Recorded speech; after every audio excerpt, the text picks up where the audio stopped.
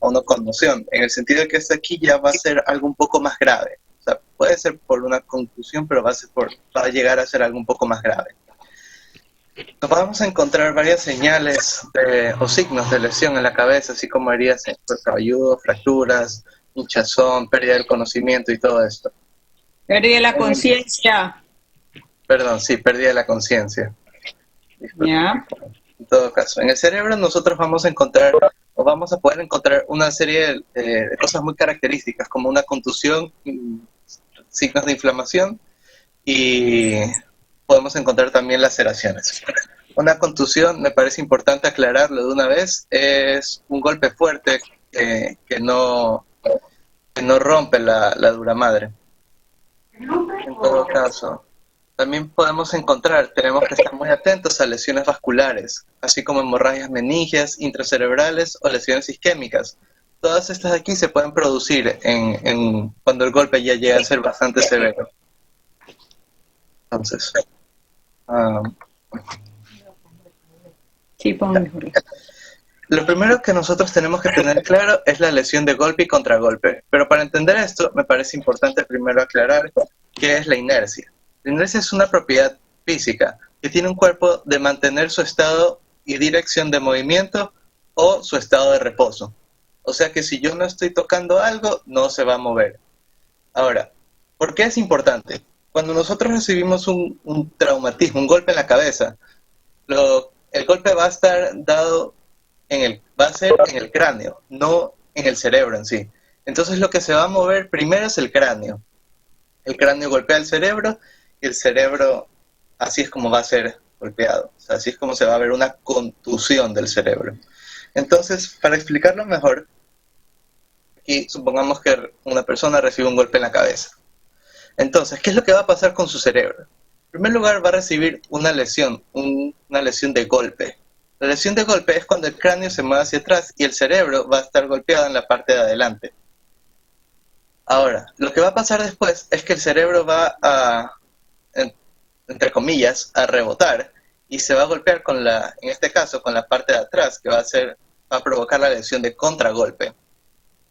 Nosotros tenemos que tener en mente que estas lesiones van a tener sitios de preferencia. Por ejemplo, cuando el traumatismo es anterior, por lo general se producen más lesiones de golpe.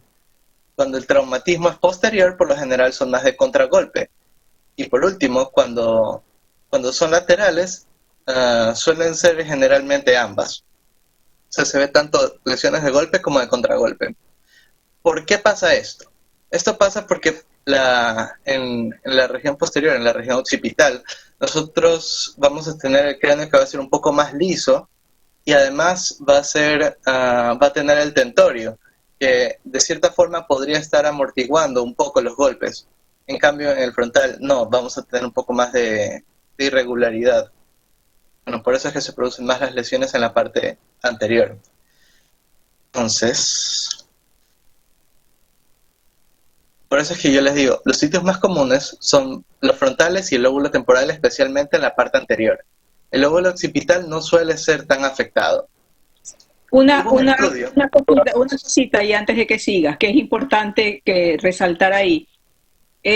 Acuérdense que la superficie basal o sea, la base del cráneo, esa superficie es toda rugosa. Acuérdense la parte basal del lóbulo frontal, acuérdense la parte del peñasco, todo eso es una superficie rugosa. Entonces, por esa razón, los problemas de aceleración y desaceleración hacen que el cerebro se desplace hacia adelante y hacia atrás sobre una superficie rugosa. Por eso es que las contusiones son mucho más también frecuentes en lóbulo frontal y temporal. Ok, siga.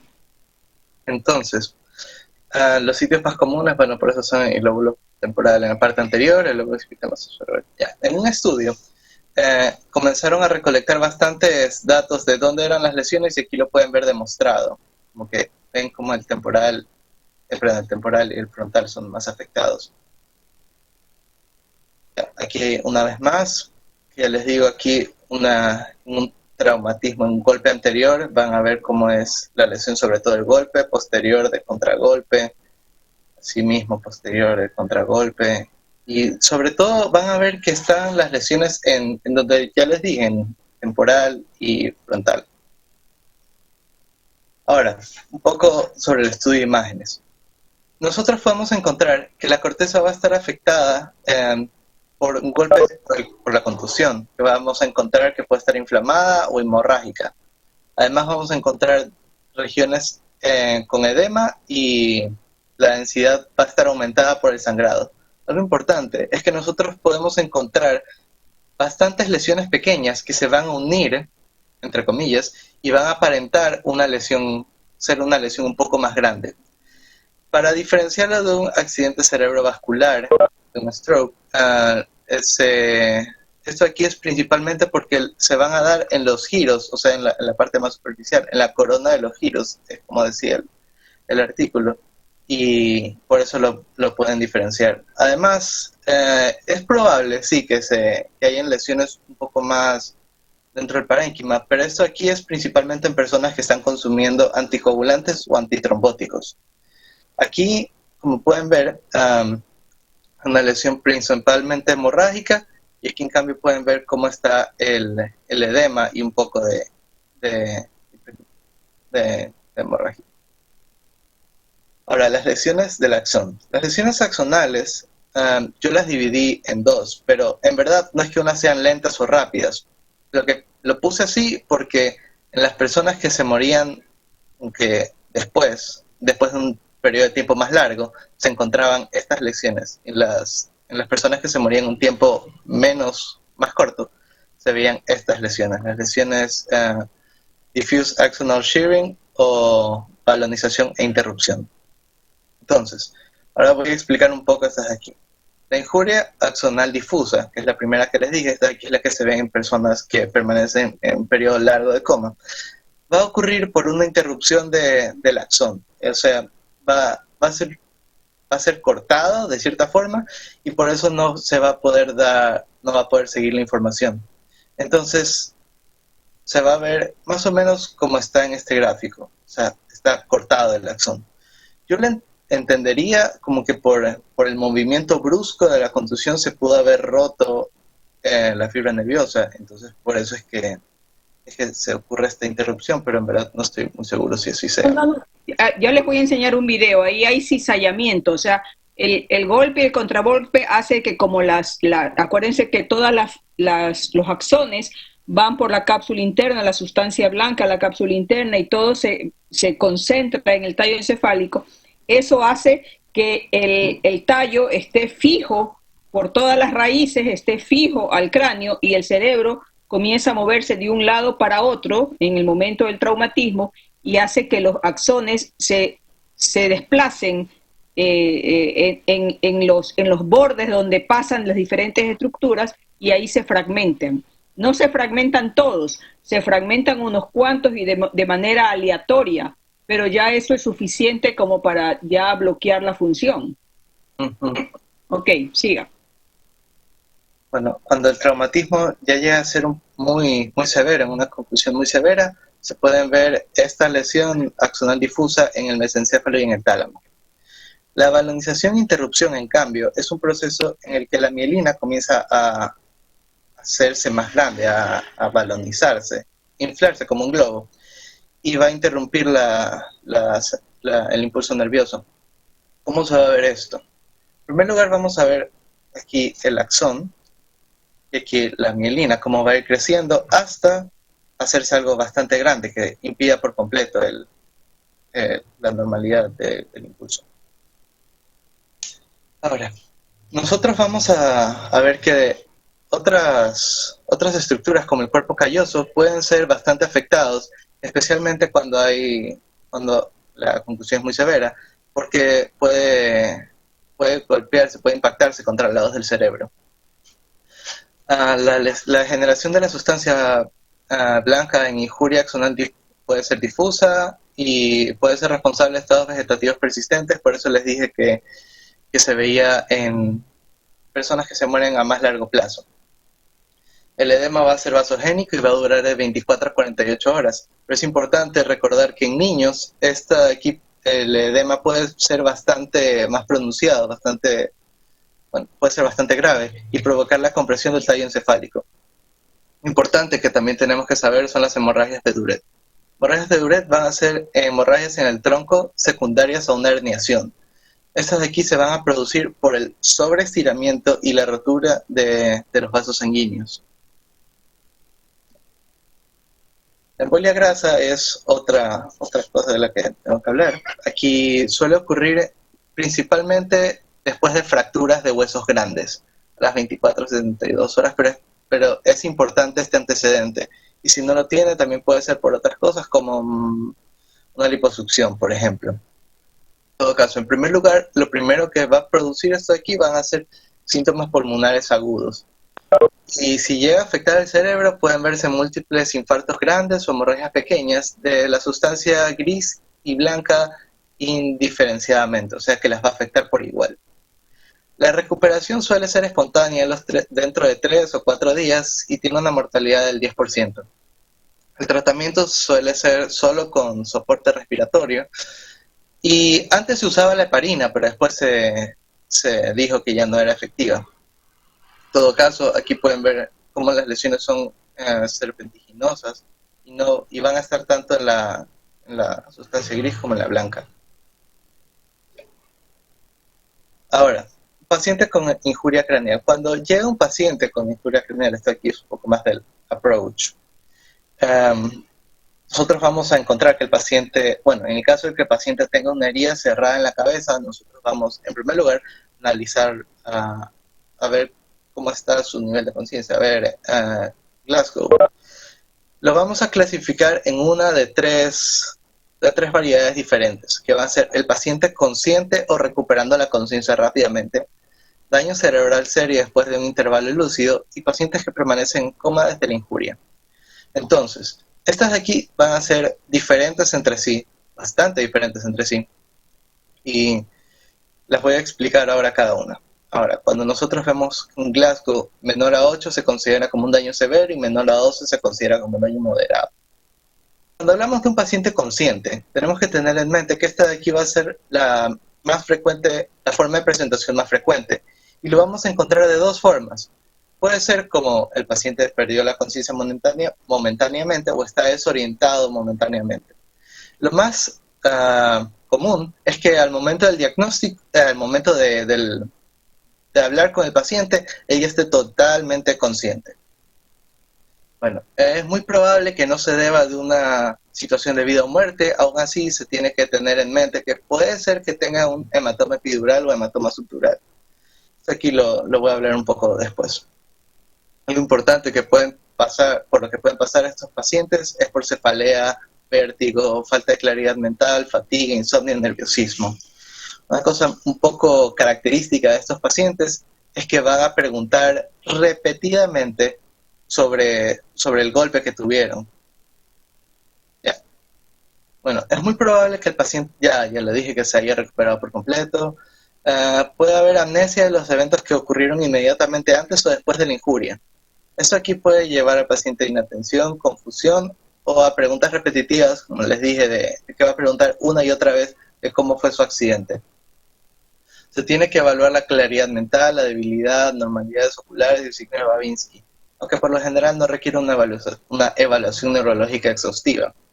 Aún así, es recomendado hacer estudios de imágenes en el caso de que sea necesario, como en el caso de que haya pérdida de conciencia mayor a un minuto, cefalea severa y persistente, vómitos, fractura de cráneo, edad avanzada o estado confusional. A pesar de que ahí dice indicaciones, pero no son tanto indicaciones, es más como sugerencias, como no estaría de más hacerlo en el caso de. Ya, en niños, recordar que la presencia de fracturas de cráneo no es indicativo de una injuria intracraneal. Ya. Aquí hay otras, entre comillas, criterios, guías para promover la decisión de hacer una tomografía. En un paciente consciente, nosotros tenemos que tener en mente que hay cierta sintomatología que nos tiene que llamar la atención, por lo que puede necesitar una evaluación un poco más profunda acerca de estos síntomas. Son los siguientes. En primer lugar, somnolencia, cefalea y confusión. Estos de aquí se suelen ver en niños y podrían indicar una hemorragia intracraneal. En la resonancia esperaríamos encontrar un edema focal leve. Y si está produciendo vómitos, es por lo general una fractura de cráneo. Paraplegia se puede acompañar de Babinski bilateral y síntomas de incontinencia. La ceguera se ve por lo general en el lóbulo occipital cuando este es impactado. En síntomas migrañosos, ahora esto es importante. Puede ser que el paciente sea, especialmente cuando es un niño, cuando no es un paciente mayor de edad, eso aquí puede ser que el golpe sea el desencadenante de un primer episodio de migraña. Así que hay que tener eso en mente. Con estos 4 primeros, es importante aclarar que estos de aquí deben durar de 1 a 3 horas. Así es como nosotros decimos solamente por el traumatismo, solamente por la contusión. En cambio, si duran más, ya tendríamos que sospechar de otro proceso un poco más grave que está produciéndose. En el caso de que exista una hemiplegia tardía, nosotros podríamos pensar que es un hematoma, una hemorragia intracerebral, una disección de la carótida interna. Aunque si nosotros descartamos todos los anteriores, podríamos pensar que es, así como anteriormente les dije, un ataque de migraña. Ahora, daño cerebral serio después de un intervalo lúcido. Este de aquí es la forma de presentación menos frecuente, pero la más grave de todas. ¿Por qué? Porque el paciente va a perder la conciencia solamente por unos pocos minutos y después va a estar, entre comillas, normal. Va a hablar, va a caminar, va a estar todo bien. Este de aquí va a necesitar un tratamiento quirúrgico urgente y por lo general es muy peligrosa porque se asocia con un deterioro tardío. Puede ser debido a un hematoma subdural, un edema grave, un trombo epidural o un embolismo graso. Lo más característico que nosotros podemos encontrar en la tomografía va a ser cambios en la línea media, como se ve en esta imagen. Todo está un poco movido a la izquierda. Bueno, dentro de las patologías, aquí, como ya les dije, se puede asociar a una hemorragia subdural, subaracnoidea o hiperquimatosis interna. Ya, por último, los pacientes que permanecen en un estado en coma desde la injuria. En una conclusión, la pérdida de la conciencia no debe durar muchas horas. Cuando ya dura muchas horas, estamos hablando de un paciente severo que ha estado en coma desde la injuria. Nosotros podríamos encontrar presión intracraneal elevada, contusiones cerebrales, hemorragias subaracnoideas, infartos, hemorragias intracerebrales, injuria axonal difusa y compresión del pedúnculo cerebral. En casos severos se alcanza a presentar un paro respiratorio y una bradiarritmia que puede llevar a un paro cardíaco. Y se debe considerar también otras causas reversibles, así como metabólicas o tóxicas. En el caso, cuando ya tengamos estabilizado al paciente, nosotros tenemos que investigar lo más rápido posible, en verdad, por un hematoma subdural, hematoma epidural o hematoma intraparenquimatoso bien definido. De estos 3, el hematoma subdural va a ser el más frecuente de todos. Bueno, aunque nosotros le demos bien el tratamiento, todos siguiendo las guías, es probable que el paciente no vaya a recuperarse por el daño que ya fue producido antes de que nosotros podamos tratar su causa. En el caso de no encontrar masas en tomografía, nosotros debemos sospechar en injuria axonal difusa. Es infrecuente que estos pacientes, pero puede pasar, que vuelvan a tener signos vitales normales y que no recuperen la conciencia. Por lo general, cuando esto pasa, se asocia con un estado vegetativo persistente y en estos casos suelen morir por complicaciones como infecciones, por ejemplo. Bueno, en el 80% de estos pacientes se encontró daño en el tálamo y en el 71% en la injuria axonal difusa. Como les dije al principio, es una de las que más se encuentran, una de las lesiones axonales que más se encuentran en pacientes que han estado en coma por bastante tiempo. Y en conclusión, los efectos de contusión, hemorragia e inflamación son evidentes de 18 a 36 horas desde la injuria, pueden progresar por días. La mayoría de los pacientes mueren entre las 2 y 24 horas. Si llegan al hospital en estado de coma, la mortalidad es del 20%. Y con respecto al tratamiento, un poco, la mantadina decía que podría ser beneficiosa en el estado vegetativo o mínimamente consciente. Eso es todo. Muchas gracias. Muy bien, Paolo, muy bien. Felicito. Muchas Bien, gracias. bien claro, bien directo, sin mucha parafernalia. Muy bien. A ver, ¿quién sigue? Yo, doctora, Fátima. pero sí, pero Andrea va a proyectar las diapositivas. Ok, de acuerdo.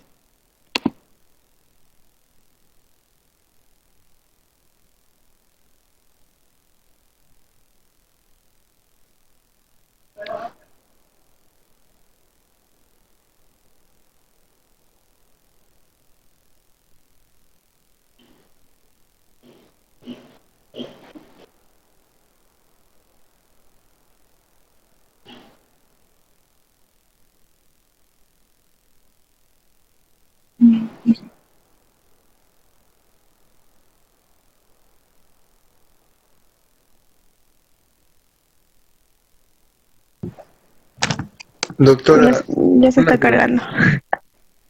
¿Hasta Diga. cuánto tiempo puede tomar la evolución de una hemorragia subdural crónica? O sea, hasta, digamos, ¿cuándo deberíamos dejar de considerar la posibilidad de que esa sea la causa del cuadro de un paciente? A ver, toda hemorragia, hematoma subdural lo vas a diagnosticar con imágenes, ¿ok? Y en el momento en que tú haces el diagnóstico, independientemente del tiempo de evolución, en teoría, todas deberían ser extraídas, o sea, drenadas. Todas deberían operarse.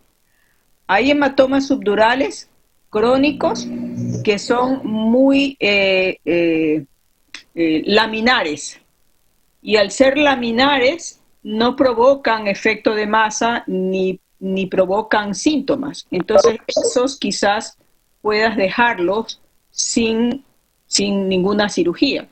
Pero un hematoma que ya está provocando compresión sobre el parénquima cerebral, y el paciente, más aún si el paciente ya tiene síntomas, tiene que drenarse, independientemente del tiempo de evolución, así tenga el hematoma subdural 3 meses o 6 meses. Pero yo lo debería sospechar netamente en una población de adulto mayor, o también podría presentarse en personas que no sean de edad tan avanzada. Se puede presentar en cualquier tipo de pacientes, y generalmente en la gente joven generalmente son traumatismos un poco más fuertes o mucho más severos que en un adulto mayor. El problema está que en el adulto mayor el cerebro, al estar recogido por atrofia, tienes mayor espacio entre el parénquima cerebral y el hueso. Y al tener mayor espacio, las trabéculas venosas de los senos venosos están más distendidas. Entonces, cualquier movimiento pequeño, como es el de golpearse contra el marco de la puerta o una sacudida en el carro porque le chocan por atrás, hace que esas trabéculas se estiren y pueden romperse. Entonces, las sospechas en una persona mayor, cuando tiene síntomas, tiene dolores de cabeza y no recuerda el traumatismo, porque a veces es tan anodino, tan leve el traumatismo, que ni te acuerdas. Ah, sí, me acuerdo que hace como 3 meses me caí y se me cayó algo en el piso y me levanté y me golpeé contra la tabla de la mesa. Entonces, en esos casos, no tienes ni siquiera el recuerdo claro de un traumatismo. En cambio, en la gente joven, el hematoma subdural da síntomas más tempranamente porque ahí no hay atrofia. Entonces, los signos de compresión son mucho más rápidos, y generalmente los traumatismos pueden ser mucho más rápidamente evocados. Puedes recordártelos mejor porque son traumatismos un poco más, no es así tan liviano como cuando ocurre en un viejo un traumatismo. ¿Y ambos tienen un pronóstico similar, o los pacientes mayores tienen más tendencia a complicarse cuando ya se les intenta realizar el drenaje del hematoma? En general todos salen bien, en general todos tienen buen pronóstico. El pronóstico está en relación directa con el estado clínico preoperatorio. Si tú ingresas a un paciente ya con hemiplegia y tiene un hematoma subdural, es probable que esa hemiplegia se recupere parcialmente y ojalá totalmente. Pero si el paciente entra sin ninguna focalidad, solamente con el antecedente del traumatismo y la evidencia en la imagen de un hematoma subdural, no hay razón para que le vaya mal, salvo pues que en el camino le suceda algo fortuito, como le puede suceder a cualquier paciente, o que tenga un tipo de sangrado, una coagulopatía y haya el riesgo, o sea, el mismo riesgo que coge cualquier otra persona. Oh, ya, está bien. Muchas gracias, doctora. Bueno. A ver, Fátima. Ya. Bueno, buenas tardes, doctora. Yo le voy a hablar sobre todas las lesiones craneales traumáticas específicas y a su vez las heridas penetrantes del cráneo. Siguiente. Ya, entonces este es un recuadro que mostraba la literatura, que estos son todos los temas que vamos a topar ahorita. Sí. Bueno, entonces comenzando con el hematoma epidural agudo, esta es aquella que lo podemos definir como aquella colección de sangre que se encuentra entre la tabla interna del cráneo y la dura madre. Esta es considerado como una lesión no tan frecuente que se suele presentar entre el 1 al 3% de los traumatismos craneoencefálicos y más en pacientes jóvenes varones. En la literatura mencionaba que debe existir más o menos una regla, que existe asociación de fracturas de la bóveda craneana en la región más frecuentemente a nivel temporal y parietal, que esta está netamente asociada hasta un 85% con laceraciones de la arteria meningia media, que se encuentra en menor cantidad por laceraciones o rotura del seno venoso dural, y esta suele tener una presentación más que nada bilateral.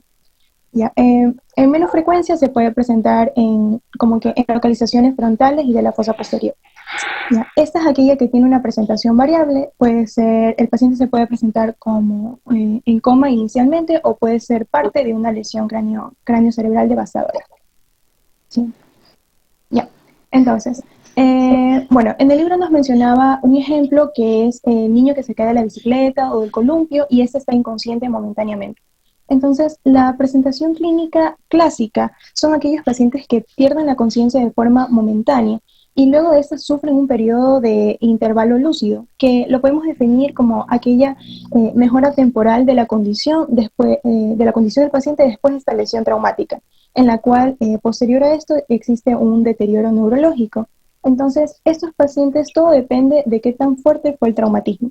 Pueden tener diferente clínica, como por ejemplo cefalea, que tiene una gravedad creciente, convulsiones, afasia, vómitos, somnolencia, confusión, y las midriáticas ipsilaterales, que esas nos pueden ayudar a enfocar mucho más el diagnóstico para ver la localización del hematoma. Puede ser signo de Babinski y hemiparesia contralateral leve. Entonces, para explicar un poco cómo se forma esto, es que una vez que existe esta laceración del vaso, aumenta la presión. Entonces, esto provoca que se acumule sangre y se separe la dura madre del cráneo y se forma así el hematoma. Entonces, como todo depende del traumatismo y dependiendo de qué tanta cantidad de sangre haya, esta va a ser toda la sintomatología, pero por efecto de masa o compresión. ¿Ya? Y asimismo, si el paciente presenta, por ejemplo, persistencia de signos como Babinski y espasticidad, esto está asociado a que existe desplazamiento de estructuras de la línea media o que haya compresión del mesencéfalo y se asocia a una mala evolución. Entonces, en base al diagnóstico, como ya lo mencionó la doctora, esto lo vamos a hacer netamente con neuroimágenes. Podemos hacer una TC y resonancia magnética, en la cual lo característico de las hematomas epidurales es que tiene esta forma como en lente bicóncavo o biconvexo, perdón. Biconvexo. Ya, y también mencionaba en el libro que la visualización de una línea de fractura, o sea, como se ve en la segunda imagen, por arriba del cráneo, en el lado del surco de la arteria meningia media, más coincidencia de la localización del golpe, nos puede ayudar mucho a hacer un diagnóstico mucho más rápido. Sí. Entonces, en base al tratamiento, se recomienda realizar un tratamiento rápido, ya que el paciente puede evolucionar mal y llegar a la muerte. Entonces, se tiene dos enfoques para el tratamiento. Esta puede ser un enfoque inmediato, o sea, inmediatamente rápido, en la cual se puede hacer agujeros de trépano para drenar el hematoma, o se puede realizar una intervención quirúrgica, que es la craneotomía, con el propio drenaje del hematoma, y a su vez se hace la ligadura del vaso sangrante, ¿ya? Y se ha visto que existen hematomas de pequeño tamaño en las cuales no necesariamente se necesita realizar tratamientos quirúrgicos, sino que se puede hacer un seguimiento por por TC, en la cual debemos de conocer que en la primera y en la segunda semana estos suelen agrandarse levemente, pero luego se reabsorben. Siguiente. Ya.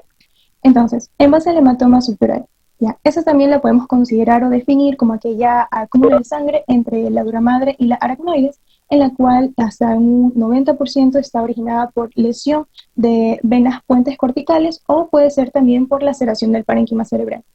Ya, estas lesiones son aquellas que se las puede clasificar según el tiempo de evolución desde el impacto.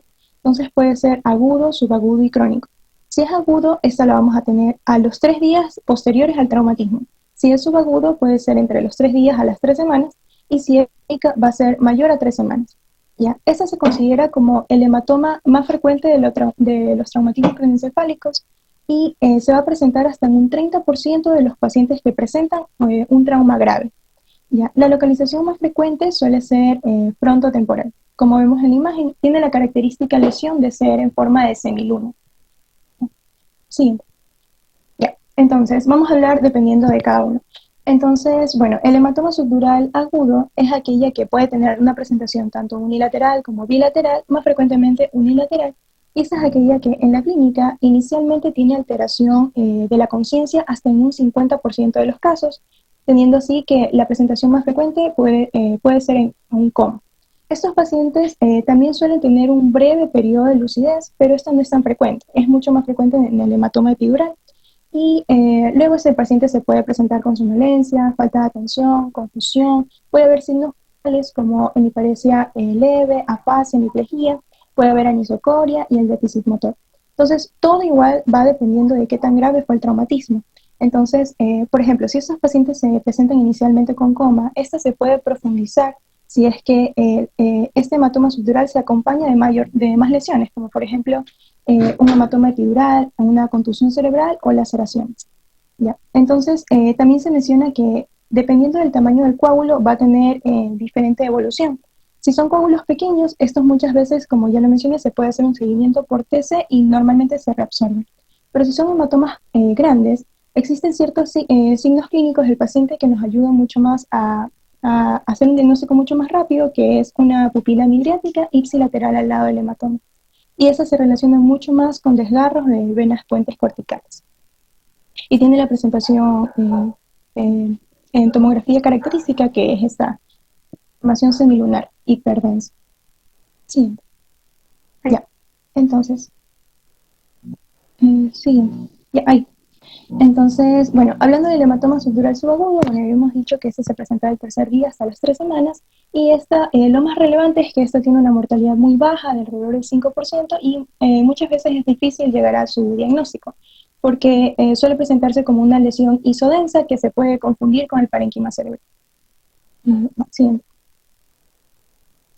El hematoma subdural crónico es aquella que es característica y es muy frecuente su presentación en pacientes ancianos y en pacientes alcohólicos crónicos. Así como mencionó la doctora, estos pacientes son aquellos que la etiología traumática no está completamente clara, porque estos pacientes suelen olvidar el traumatismo previo. Entonces, estos pacientes suelen presentar, por ejemplo, cefalea, mareos, lentitud a pensar, apatía, somnolencia, marcha inestable, y de forma muy ocasional puede presentar convulsiones. Entonces, todos estos síntomas, incluido también signos focales como hemiparesia, afasia, hemiplegia, puede presentarse también papiledema o pérdida de memoria, son aquellos, este cuadro clínico nos puede hacer confundir con otro tipo de etiología, por ejemplo, lesiones vasculares isquémicas, lesiones tumorales, intoxicación, enfermedad de Alzheimer o inclusive patologías depresivas. Entonces, estos pacientes inclusive pueden llegar a tener toda esta clínica de forma autolimitada y breve, que podríamos confundirla con un TIA. ¿Ya? Entonces, en base un poco para explicar cómo se da el hematoma subdural crónico, esta es aquella que este cúmulo de sangre se encierra de forma gradual por unas prolongaciones de la dura madre, que se les denomina como membranas fibrosas. Estas membranas fibrosas, al encapsular el hematoma, son aquellas que existen factores que estimulan a su crecimiento, como son todas estas reacciones inflamatorias propias del coágulo, que son todos los productos de degradación de los glóbulos rojos. Entonces, como todo va relacionado, dependiendo de qué tan fuerte fue la lesión, va a tener una evolución distinta. Por ejemplo, si el sangrado inicial fue leve, esta suele reabsorberse y no tiene ningún tipo de secuelas. Pero si fue inicialmente muy grave, el paciente puede tener efecto de masa y pues presentar toda la clínica que habíamos mencionado. Entonces, el libro mencionaba un factor crítico, en la cual decía que el tamaño inicial de la lesión es aquella que va relacionado con que si esta va a ser mucho más grande posteriormente. ¿Ya? Y bueno, la formación de todas estas neomembranas son aquellas que se fortifican o son mucho más fuertes porque existe un aumento de la permeabilidad patológica de los capilares que se encuentran dentro de estas neomembranas. Y el siguiente. Ya. Entonces aquí tenemos las imágenes típicas en las cuales si es subagudo, sabemos que esta es una colección semilunar hiperdensa, extraaxial, que no suele cruzar la línea media. Característicamente esta suele ser efecto de masa, comprime el ventrículo ipsilateral y también pues ocupa los surcos. ¿Ya? Cuando es subaguda, bueno, ya sabemos que esta es isodensa, también tiene toda la presentación clínica de estas lesiones, suelen ser por efecto de masa que realiza el hematoma. Entonces es prácticamente lo mismo, mueve las estructuras, o sea, comprime los ventrículos ipsilaterales. Ya, siguiente. Y por último tenemos al siguiente. Vale. Entonces, por último está el hematoma subdural crónico, que aquí se dice que existen diferentes tipos de hematoma subdural dependiendo de estas neomembranas que se forman. Entonces, bueno, en la primera imagen podemos ver, por ejemplo, normalmente cuando es crónico esto suele ser hipodenso. Y, por ejemplo, en la primera me parece que es un hematoma subdural crónico, pero en la parte inferior me parece que es subagudo. Esta suele ser homogéneo y asimismo tiene esta forma semilunar clásica. En la segunda, dependiendo de cómo fue el traumatismo, esta se presenta de forma laminar y muy pequeña justamente en la parte superior. De ahí, en la tercera, asimismo, esta puede ser separado, todo dependiendo de las formaciones de estas neomembranas. Y por último, puede ser de forma trabecular. Siguiente. Bien. Entonces, el diagnóstico, asimismo, lo vamos a hacer con neuroimágenes, haciendo TC y resonancia magnética. Y, bueno, como ya dije, esta puede ser agudo, siendo hiperdenso, subagudo y isodenso, y crónico hipodenso. Y asimismo en la resonancia magnética. Siguiente. Ya. El tratamiento a su vez también va relacionado con el tiempo. Si es agudo, eso también se puede hacer similar al hematoma epidural con agujeros de trépano y evacuando así el coágulo. Si es subdural o se puede realizar procedimientos quirúrgicos como la craniotomía, en la cual es eminentemente eliminar el coágulo y a su vez es muy importante que se eliminen estas neomembranas que se forman, ya, para evitar que haya un reacúmulo de líquido. Y en estos pacientes, por ejemplo, asimismo, si presentan coágulos pequeños y tienen una clínica estable, no se hace nada, pero si los pacientes comienzan a presentar signos focales y un aumento de la presión intracraneal, es recomendable realizar una cirugía. Sí.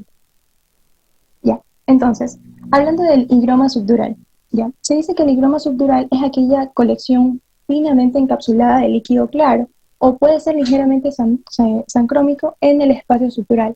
Se le define como aquella fuga de líquido cefalorraquídeo hacia el espacio subaracnoide. Entonces, por lo general, esta puede preceder o de una hemorragia subdural crónica o puede ser por la rotura de aracnoide. Se puede dar justamente inmediatamente después de la lesión, puede ser también después de infecciones como meningitis y puede tener una aparición repentina o puede demorarse dependiendo de la clínica del paciente. Entonces, por lo general, el higroma subdural suele ser no sintomático, más que nada en adultos, y se puede ver con poca frecuencia presencia de convulsiones. Sí. Ya. Entonces, en este higroma ¿Doctor? ¿Está la doctora? Sí, creo.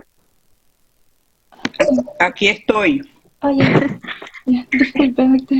No. Ya. Entonces, bueno, el higroma subdural, como había dicho, esta es aquella fuga de líquido cefalorraquídeo que se suele ubicar de forma bilateral. En las imágenes, la densidad es la misma que la de los ventrículos. Entonces, con eso podemos sacar, pues, netamente y enfocarnos a que es un higroma subdural. Sí. Entonces, bueno, esta es una imagen que ya mi compañero le mostró, solamente para diferenciar las características que podemos diferenciar cada una de estas lesiones en neuroimágenes. Siguiente. Ya. Entonces, siguiendo con la contusión cerebral y la hemorragia intracranial traumática, esta es aquella que se define como aquella alteración de conciencia de forma transitoria y de duración variable.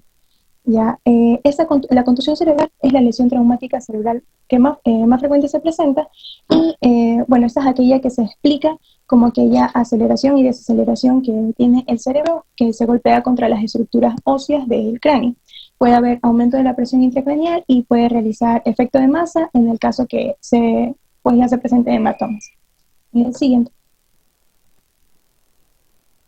Bueno, eso fue lo que ahorita acabé de mencionar. Sí. Ya. Entonces, es de vital importancia realizar imágenes posteriores a estos traumatismos, considerado en las primeras horas, ya que existe una preocupación, ya que la mayor preocupación es que esta área contusionada se vuelva un hematoma posterior a los días. Entonces, asimismo, estos pacientes van a tener una presentación clínica dependiendo de qué tan fuerte fue el traumatismo. Puede ser un deterioro clínico abrupto, como puede ser retrasado. Y se ha visto que el edema, una vez que ya el paciente es atendido en emergencias y es tratado, se ha visto que el edema cerebral que se produce puede ser potenciado o puede aumentar en el caso que haya administración excesiva de fluidos intravenosos. Por eso siempre que hay que hacer un control. Y asimismo se puede realizar clínica si el estado clínico del paciente lo permite. El siguiente. Entonces, esta también la podemos clasificar como leve y clásica. Si es leve, el paciente aquí no pierde la conciencia de forma inmediata, pero igual existe cierto grado de alteración neurológica, que esta es reversible y no tiene secuelas. Mientras que si es clásica, esta por general, el paciente tiene pérdida de la conciencia de forma inmediata que suele regresar antes de las 6 horas post-traumatismo y se asocia con signos de hipertensión endocranial, como es la triada de Cushing. Siguiente. Entonces, en base a las hemorragias intracraneales, esta la podemos definir como aquella extracción aguda de sangre del parénquima cerebral por ruptura vascular espontánea. Ya hay que tomar en cuenta que cuando existen hemorragias intracraneales por contusión cerebral, esta es aquella que no tiene un patrón específico, sino que suele ser multifocal y todo dependiendo de las áreas del parénquima cerebral que fueron lesionadas. Entonces, esta puede aparecer de forma inmediata o retrasada. Esta es aquella que se caracteriza por tener sangrado más que nada de la sustancia blanca subcortical, pero también puede afectar a aquellos núcleos grises de las estructuras profundas, como son los ganglios de la base o el tálamo. Se ha relacionado que cuando existen hemorragias de los ganglios de la base o del tálamo, son aquellas que suelen agrandarse al primer día o al segundo día. Entonces, son consideradas como lesiones severas, en la cual este desgarro de los vasos sanguíneos es lo que va a dar la sintomatología junto con el efecto de masa, que va a ser, por ejemplo, hemiplegia, pupilas midriáticas, signos de Babinski y respiración irregular. Entonces, se asocia también con aumentos de la presión arterial junto con la presión intracraneal y por eso siempre hay que hacer esta monitorización constante. Entonces, todo va a depender del estado clínico del paciente. Entonces, para nosotros poder decidir si el paciente entra o no a cirugía, como una craneotomía, los factores que nos van a regir es el nivel de conciencia, el tiempo desde la lesión y el daño asociado que presenta. También en el libro mencionaba que si había sangrado subaracnoideo alrededor del círculo de Willis, esta era una de las indicaciones para realizar un angiograma. Siguiente. Ya. Entonces, aquí podemos ver 3 casos clínicos en la cual el primero, el paciente tuvo un traumatismo muy leve, pero el paciente estaba consumiendo anticonceptivos orales. Entonces, aquí podemos ver cómo, dependiendo de, o sea, cada paciente es un mundo diferente. Entonces, no depende de, o sea, hay que tomar en cuenta todo lo que conlleva el paciente, porque no siempre el mismo traumatismo va a tener las mismas características por el paciente. Entonces, por ejemplo, en el primero, tiene esta hemorragia intraparenquimatosa y a su vez tiene lesiones crónicas en el lado derecho. Ya. En el segundo caso, por ejemplo, aquí podemos hablar de que hay hemorragia en las estructuras profundas, como son los ganglios de la base, que tuvo esta hemorragia que se pudo haber vuelto una hemorragia intraventricular.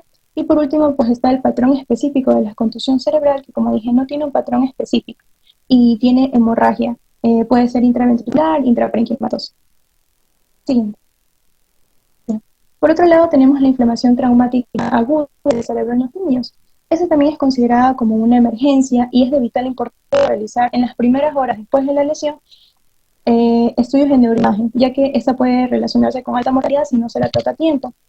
En estos pacientes suele verse un agrandamiento de ambos hemisferios y a su vez por este agrandamiento se ve compresión de los ventrículos. Cabe recalcar que este agrandamiento de los ventrículos suele ser de forma simétrica y provoca como que esta compresión de ventrículos, o sea, de forma simétrica, y a veces es difícil llegar a su diagnóstico. Estos pacientes no suelen presentar papiledema y estos pacientes están con hiperventilación, vómitos y una postura extensora. Se ha hecho varios estudios en estos niños y se ha encontrado que suelen asociarse con síndrome de secreción inadecuada de ADH, que esto es lo que se ha visto que favorece al edema post-trauma. Y en estos pacientes se recomienda pues evitar el regreso a la actividad física o deportiva de forma inmediata. Entonces, como vemos en las imágenes, se pueden presentar las mismas lesiones, pero en estos pacientes de menor edad, como son hematomas epidurales, hematomas subdurales, puede ser crónico y agudo.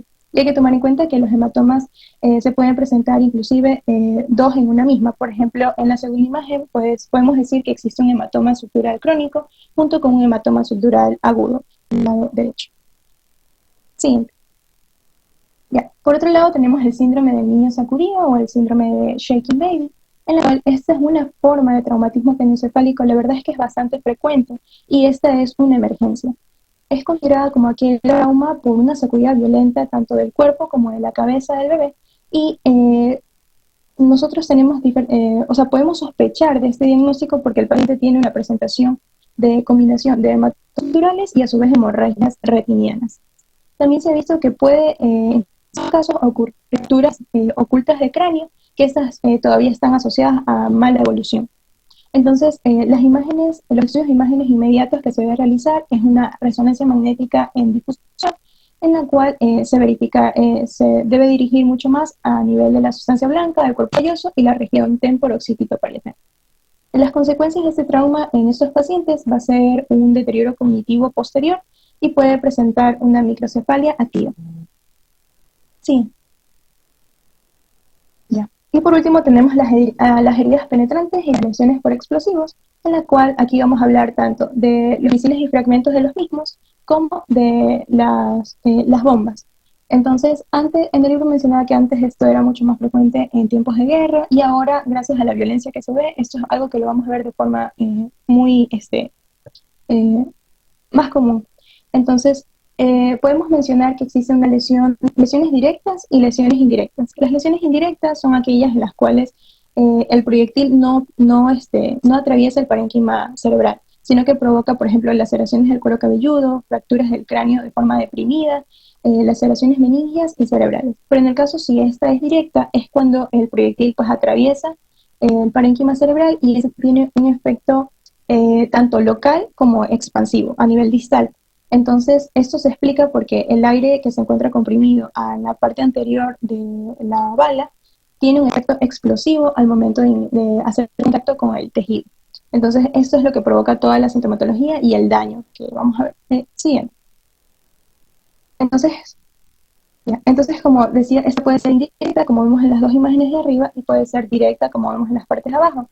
Se caracteriza porque estas lesiones la bala no solamente crea efecto por sí, sino que esta suele degradarse y destruir el parénquima cerebral por donde pasa. Entonces, por ejemplo, se ha visto que dependiendo de la localización del impacto, está relacionada con una alta mortalidad. Por ejemplo, si en este caso, pues la cera, los dos hemisferios, está relacionada con una muy alta mortalidad y a su vez el tronco encefálico. Entonces, se puede decir que estas lesiones pueden ser coagulativas por la alta temperatura y puede ser inicialmente estériles. Y existen ciertos casos en los cuales hay que evaluar el riesgo y beneficio por la localización del proyectil, porque muchas veces se tiene, o sea, mayor riesgo o mayor mortalidad en sacarla que no sacar el proyectil. Entonces, entre las complicaciones pueden ser infecciones o fugas de líquido cefalorraquídeo, y se dice que a largo plazo lo más frecuente es la presencia de epilepsias o aneurismas de vasos sanguíneos disales a la lesión. Siguiente. Entonces, el abordaje va a ser, una vez que se decida realizar este tratamiento quirúrgico, se debe realizar prevención de infecciones por el desbridamiento con administración de antibióticos. Se puede realizar también control o monitorización de la presión intracraneal y ver por neuroimagen si es que existe alteraciones de las estructuras en la línea media. También se debe administrar mannitol y otros deshidratantes, prevención de complicaciones sistémicas mortales, y a su vez tomar en cuenta que estos pacientes se presentan inicialmente en un estado de coma, y esto es aquella que puede profundizarse o no con las complicaciones que hemos mencionado, y la recuperación en estos pacientes suele durar muchos meses, y es muy frecuente que en estos pacientes pues persista una epilepsia de tipo focal. Siguiente. Y por último están las lesiones por explosivos, en la cual esta asimismo tiene lesiones directas e indirectas. Las lesiones directas son aquellas provocadas por estas ondas explosivas que va a lesionar estas estructuras huecas, más que nada la membrana timpánica, en la cual suele romperla y puede tener el paciente algún tipo de sordera, tinnitus o vértigo. Mientras que las lesiones indirectas son aquellas en la cual el paciente es despedido o por el efecto de la onda de energía le caen estructuras penetrantes al cuerpo del paciente, y a su vez el paciente cae hacia el suelo o otras estructuras. Y muy frecuentemente el paciente suele perder la conciencia. Siguiente.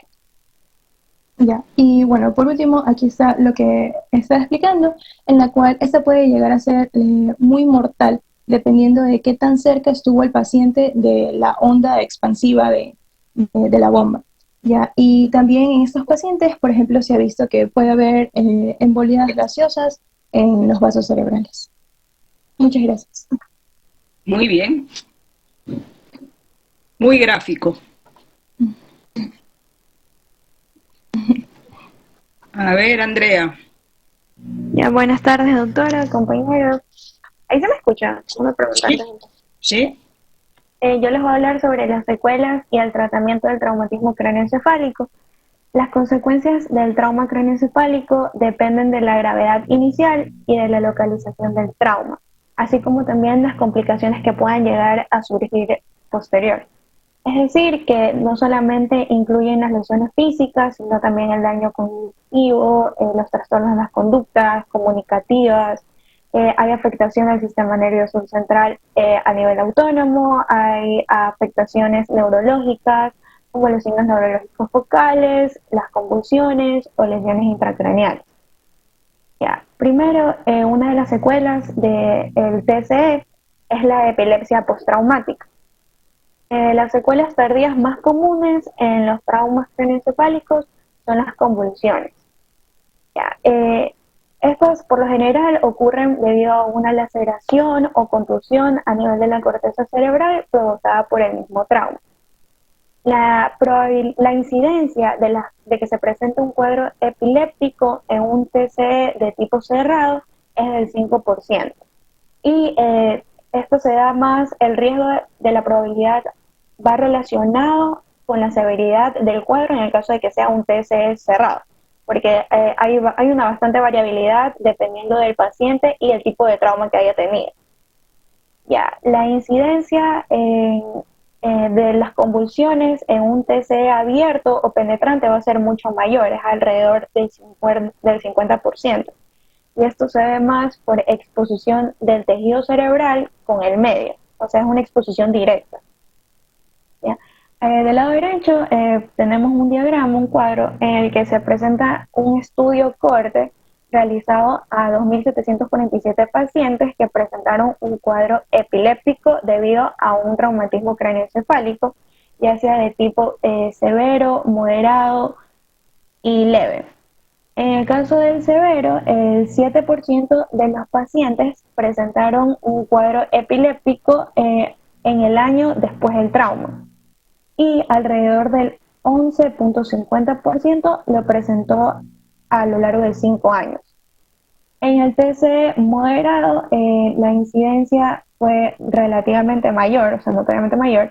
En un año, el 0,70% presentó un cuadro epiléptico y el 1,60% presentó un cuadro epiléptico alrededor de los 5 años. En el caso de los TCE leves, donde hubo la pérdida de la conciencia por menos de 30 minutos, la incidencia de las convulsiones no fue significativamente mayor que el de la población en general. Además, en otros estudios cortes, donde se evaluó a niños y adultos con traumatismos craneoencefálicos, hubo un aumento en el riesgo de presentar convulsiones de tipo cerrado, pero el riesgo solamente era elevado dentro de los 5 años posteriores al trauma, más no dentro del primer año. Ya. La epilepsia postraumática, según su aparición, vamos a tener que aumenta la frecuencia de las convulsiones cuando el TCE es de tipo perforante o abierto por la exposición directa del tejido cerebral. Aumentan también la probabilidad de que aumenta la frecuencia cuando hay lesiones parietales o frontales posteriores. Pero igualmente se presentan en cualquier área lesionada de la corteza cerebral. Ya. El intervalo del trauma y de la aparición de la convulsión, de la primera convulsión, es bastante variable. Pero esta de aquí ha presentado de que va a ser el intervalo va a ser mucho más largo cuando se hablan de niños. La epilepsia postraumática puede presentarse de forma inmediata, temprana o tardía, que esta es la propiamente dicha y es la que se considera como la epilepsia postraumática. Ya, en el caso de la inmediata, esta consiste en manifestaciones de movimientos convulsivos en el mismo momento de la lesión que es provocada por el trauma. Usualmente se presenta una extensión tónica acompañado de ligeras sacudidas.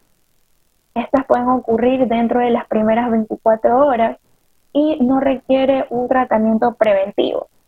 En sí, esta no es considerada como tal un cuadro epiléptico, o sea, no se sabe si es el fenómeno epiléptico o es un arresto de flujo sanguíneo cerebral o es una disfunción transitoria del tronco encefálico. Ya, dentro de la temprana, esta tenemos que se presentó en alrededor del 4 al 5% de los pacientes hospitalizados que presentaron una o más convulsiones dentro de la primera semana. Ya, estas convulsiones se manifiestan, como digo, después de las primeras 24 horas hasta 7 días posteriores al trauma. Y tampoco son considerados como tal cuadros epilépticos. Ya. Luego tenemos a la tardía o a la epilepsia postraumática propiamente dicha. Esto de aquí es más frecuente que se presente en pacientes que ya presentaron un cuadro epiléptico en la primera semana, pero se la considera tardía o postraumática cuando sea que se presente después de los 7 días, puede presentarse después de semanas, meses o incluso después de años. En la mayoría de los casos de TCE cerrados se presentaron alrededor del primer y el tercer mes después del trauma. Estos sí requieren tratamiento.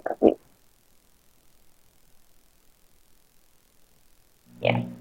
En la siguiente diapositiva puse los dos estudios, o sea, hubo un estudio que presentaba la manifestación de la epilepsia postraumática en un TC abierto y cerrado, y el porcentaje de seguridad de que los pacientes estén libres de convulsiones según el año en el que no presentaron convulsiones.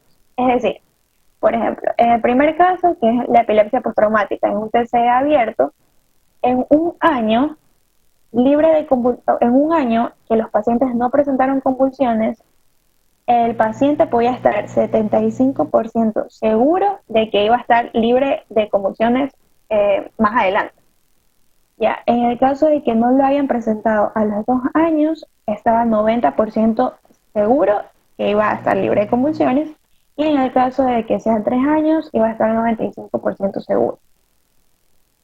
En el caso del TC cerrado, los porcentajes son los mismos, lo que varía es el tiempo en el que se lo estudió. En el caso de que sean 2 a 6 meses, podían estar 75% seguros de que iban a presentar, o sea, que iban a estar libres de convulsiones posteriores. De ahí, 12 a 17 meses, 90% seguros, y 21 a 25 meses, 95% seguros.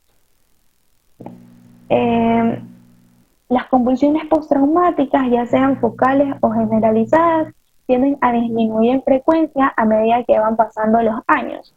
Alrededor de un 10 al 30% de los pacientes eventualmente van a dejar de tenerlo.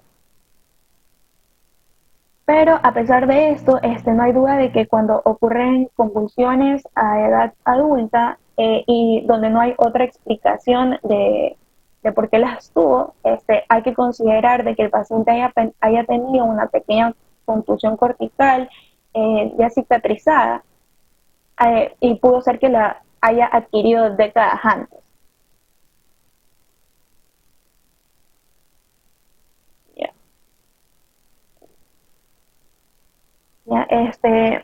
Ahora, los pronósticos favorables y no favorables que tiene la epilepsia postraumática, en las de mejor pronóstico son cuando las personas que tienen convulsiones de tipo tempranas, o sea, es decir, dentro de la primera semana del trauma, son las más propensas a tener una remisión completa de sus ataques que aquellos cuyos ataques comenzaron aproximadamente un año después de la lesión. Además, otro factor de mejor pronóstico es que tengan baja frecuencia en la presentación de estos ataques convulsivos. Se considera que el alcoholismo tiene un efecto adverso en el estado convulsivo. Se realizó un estudio de 25 pacientes con epilepsia postraumática en los que los pacientes estaban libres de convulsiones durante varios años, pero volvieron a tenerlas después de haber consumido alcohol. La relación entre la aparición nuevamente de las convulsiones tras la ingesta del alcohol es incierta. O sea, este estudio aún no se sabe cuál es la relación. Y del lado derecho podemos ver que a las placas de Jaune, que son contusiones corticales antiguas, son de carácter deprimidas, retraídas, con parches amarillos o de color marrón que se encuentra en el borde de las circunvoluciones. Estas de aquí persisten toda la vida. Aún no se evidencia si es que si la lesión es o no el foco epileptógeno, pero mediante el electrocorticograma se han evidenciado zonas de actividad eléctrica espontánea adyacentes a estos viejos focos traumáticos y además cerca de las cicatrices corticales. En tratamiento y profilaxis se mencionan 2 estudios. En el primer estudio, donde se administró fenitoína, los pacientes presentaron, el grupo que se le administró fenitoína presentó menos convulsiones que al grupo placebo al final del primer año. Pero un año después de la interrupción del fármaco, la incidencia fue la misma, aunque sí tuvieron menos convulsiones el grupo que recibió el fármaco. De ahí un segundo estudio que se le administró fenitoína desde el día de la lesión y de forma continua durante 2 años, sí redujo la incidencia en la primera semana, pero después ya no. Y en el caso de que sean por traumatismos craneoencefálicos de tipo abierto, el uso de profiláctico de los epilépticos fue ineficaz para prevenir las convulsiones tempranas. Igualmente se presentaron. Las convulsiones persistentes, o sea, se recomienda de que cuando el paciente presente convulsiones persistentes, se administre solamente un medicamento antiepiléptico y muy, muy rara vez, cuando los trastornos convulsivos, o sea, cuando se presentan trastornos convulsivos post-trauma, muy rara vez va a ser necesaria la extirpación del foco epileptógeno.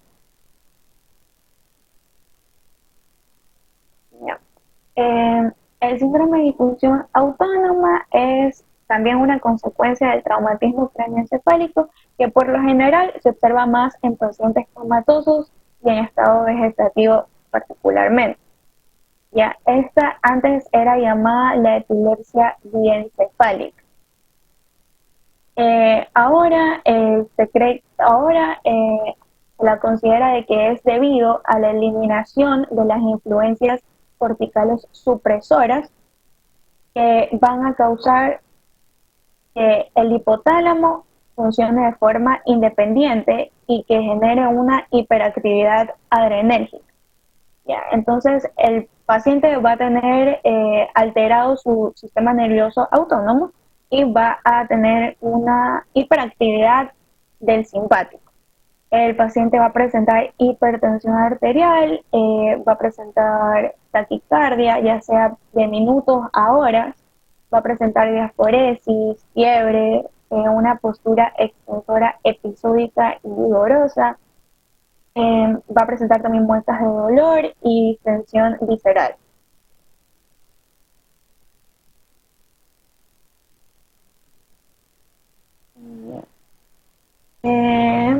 Otra secuela del traumatismo craneoencefálico son los trastornos extrapiramidales y cerebelosos.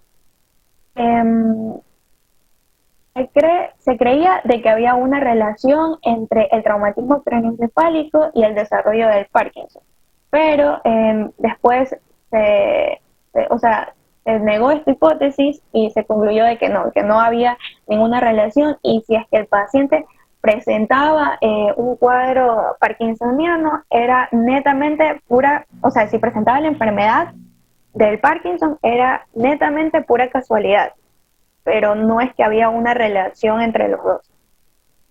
Se cree también que cuando ocurre el traumatismo craneoencefálico y que hay una necrosis traumática, específicamente en el núcleo lenticular y el caudado, va a haber, después de 6 semanas, se presentaron signos parkinsonianos contralaterales caracterizados por un temblor que iba aumentando, era de tipo progresivo y que era refractario al tratamiento con L-Dopa. Otro factor era de que se lo relacionaba de que el cuadro parkinsoniano era exacerbado por el depósito de la sinucleína, que esto también estaba presente luego de que el paciente presentara un traumatismo. Tenemos que el paciente, entre otros trastornos extrapiramidales, están lo de la ataxia cerebelosa, que es una consecuencia rara del trauma craneal, a menudo es inexplicable, pero que también, también podía ser causado por el trauma en sí. Su frecuencia es de tipo, o sea, se da por una lesión del pedúnculo cerebeloso superior, es de carácter unilateral y también podía presentarse en el caso de complicaciones por anoxia cerebral. O si no, también era por hemorragia en el cerebelo. De ahí, la apraxia de la marcha era consecuente, podía ser consecuente a una hidrocefalia de tipo comunicante, que esto también a su vez es otra secuela que puede dejar el traumatismo craneoencefálico.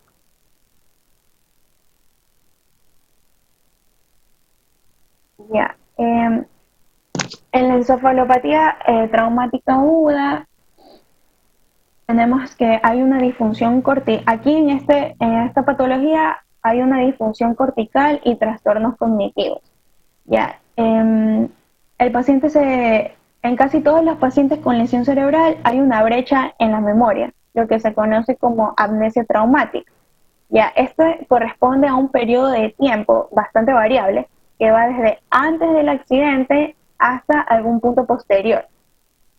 Usualmente esta brecha es permanente y se va llenando solamente con los datos que uno le va diciendo al paciente. El paciente no recuerda qué le pasó y cómo le pasó, no lo recuerda.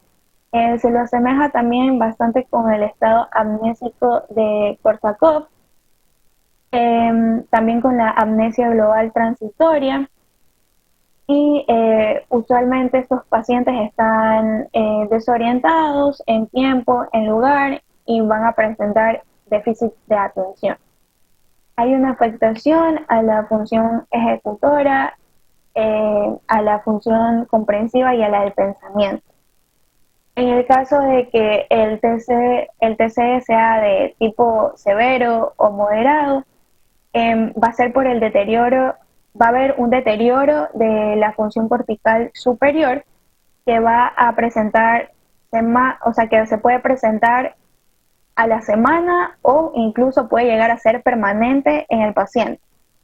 Y que el paciente podrá, a pesar de que el paciente entre a la etapa de formación de nuevos recuerdos, pero sin embargo igual va a persistir el deterioro de la función cortical.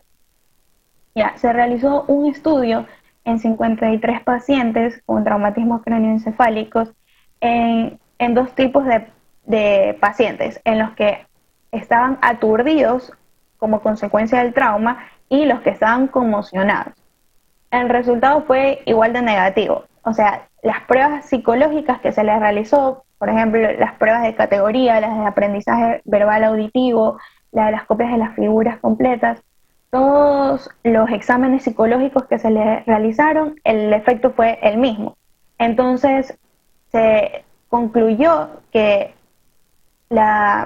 el deterioro de la función cognitiva era más por el grado de afectación funcional y ejecutora en el lóbulo frontal, más no por el estado, o sea, más no por la evidencia del paciente clínicamente si estaba aturdido o conmocionado.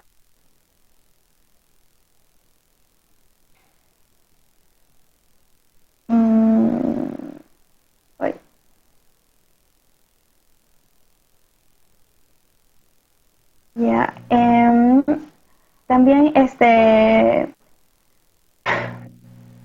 hay una relación, hay una regla en la que se establecen entre la escala de puntaje de Glasgow y de la brecha de la amnesia anterógrada, donde esto establece que mientras menor sea el puntaje de la escala de Glasgow y que mayor sea el tiempo de la brecha postraumática en la amnesia retrógrada, va a haber un aumento de la probabilidad de que los pacientes presenten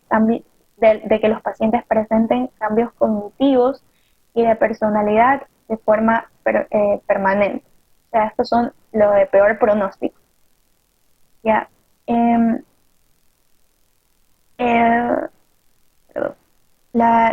el caso de la demencia postraumática, que podía también ser una secuela de forma tardía en estos pacientes, se iba a evidenciar un cuadro clínico en los niños caracterizado por cambios de la personalidad, iban a ser bastante impulsivos, impacientes y no iban a apreciar las normas.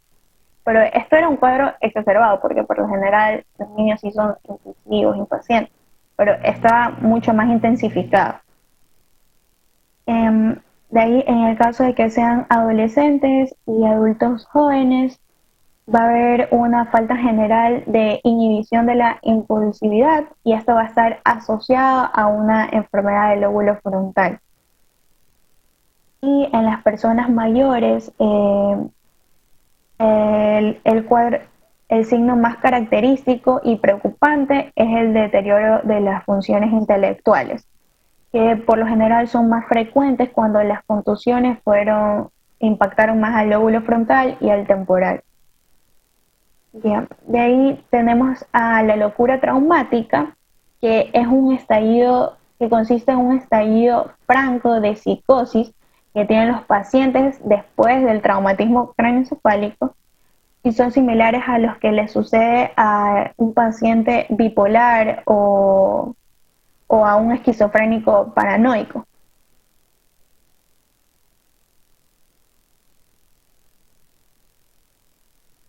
Ya. La encefalopatía, la encefalopatía traumática crónica es una enfermedad cerebral neurodegenerativa tardía provocada por múltiples traumatismos craneales leves que el paciente pudo haber recibido reiteradamente y que se presentaron muchos años después de estos pequeños impactos.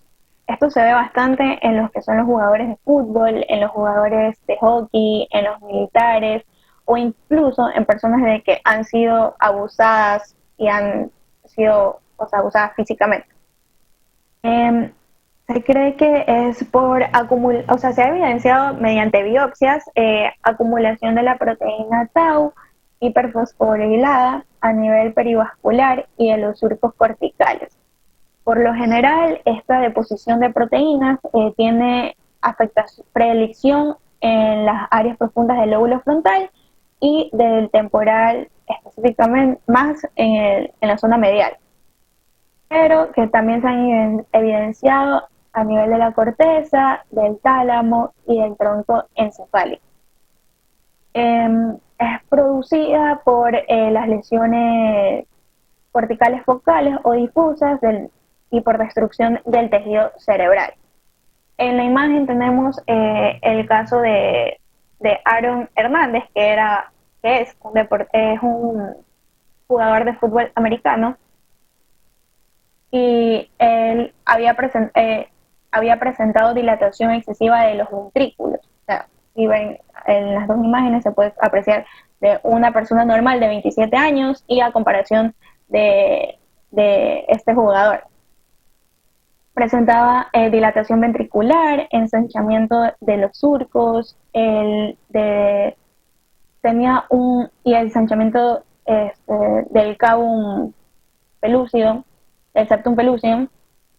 Aparentemente esta era una anomalía del desarrollo, pero en estos deportistas que presentaban las contusiones reiteradamente estaba sobre representado. Pero igual aún no se evidencia cuál es la relación entre esta presentación.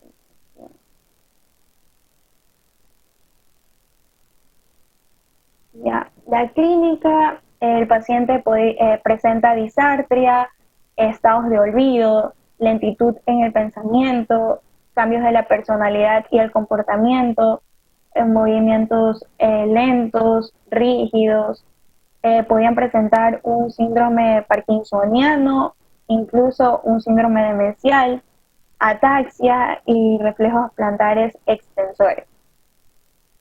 Ya, en un estudio realizado a 15 boxeadores retirados que presentaban lo que también le dicen el síndrome del borracho, se observaron cambios estructurales a nivel del encéfalo. Estos cambios eran el aumento leve a moderado de los ventrículos laterales, adelgazamiento del cuerpo calloso, el cabum del septum pelúcido muy ensanchado, cicatrización glial en la superficie inferior de la corteza cerebelosa.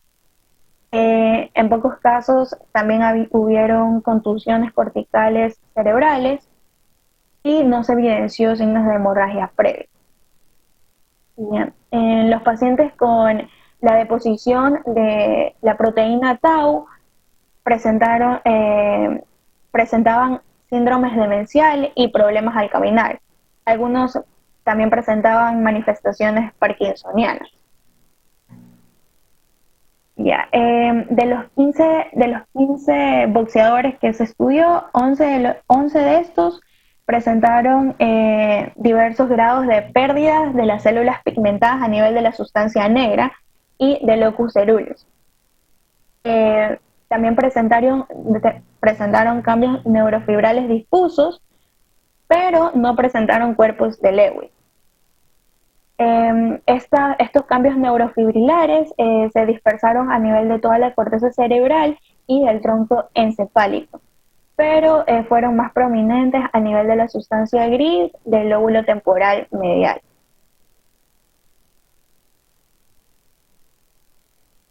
Otro estudio realizado también a 85 pacientes con traumatismos craneoencefálicos de tipo leve, encontraron que cambios en 68 de estos pacientes, estos cambios mencionados anteriormente. Y además de esto, presentaban un cuadro de cefalea, de depresión, de impulsividad, agresión y un pobre desempeño cognitivo en las esferas de la función ejecutiva y de la memoria. Ya. Ahora, otra secuela del traumatismo cráneoencefálico, que es una complicación poco común, es la hidrocefalia postraumática. Ya, la hidrocefalia postraumática, por lo general, es una hidrocefalia a presión normal. Esto se presenta cuando el flujo normal de líquido cefalorraquídeo entre el cerebro y la médula espinal resulta bloqueado de alguna forma.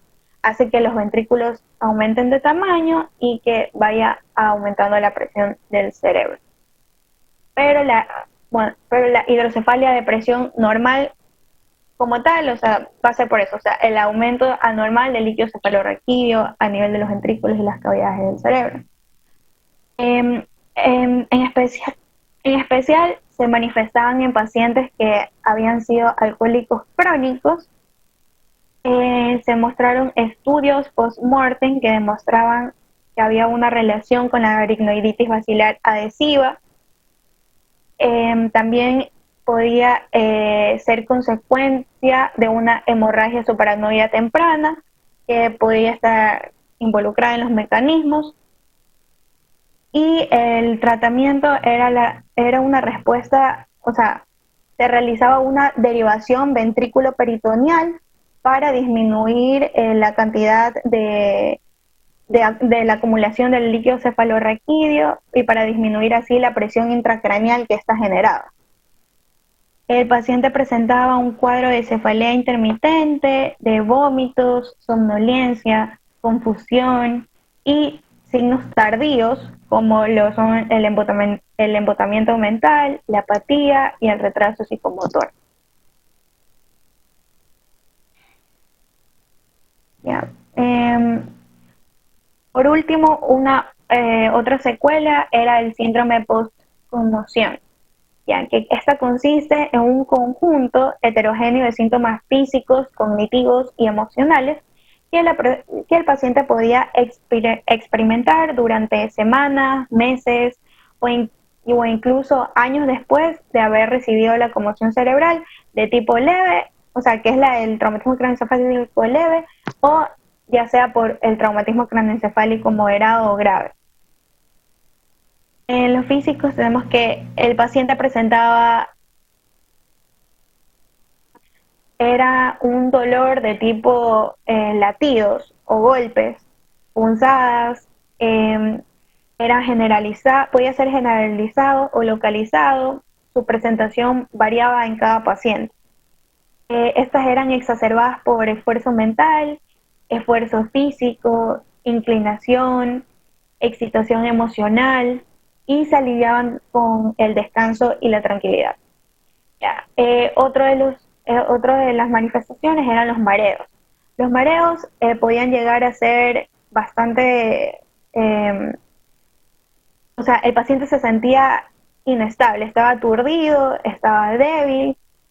Entre otras están la intolerancia a la luz, al ruido, tinnitus, trastornos de sueño, fatiga, parestesias, trastornos laberínticos, donde las pruebas laberínticas mostraban una hiporreactividad de un lado del aparato vestibular, pero con mayor frecuencia estos no revelaban anormalidades.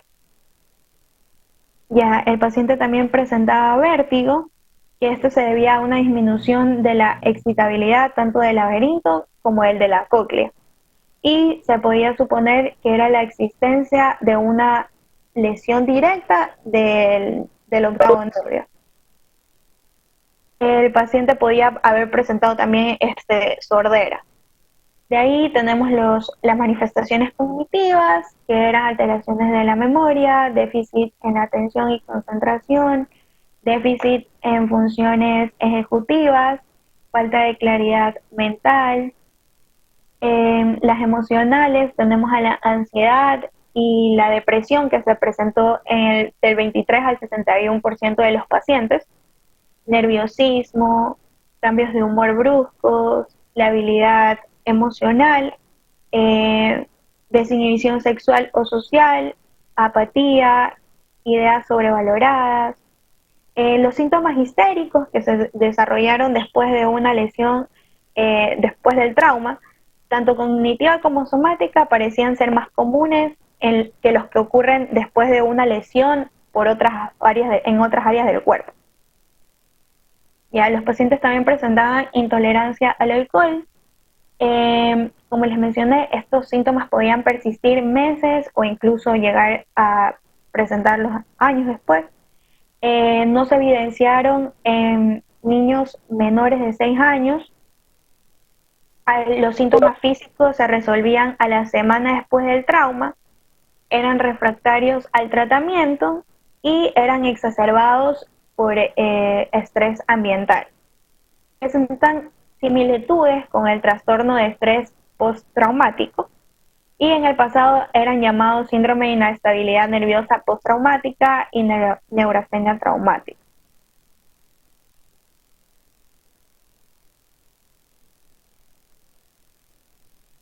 Doctora, ¿sigo con todo el tratamiento?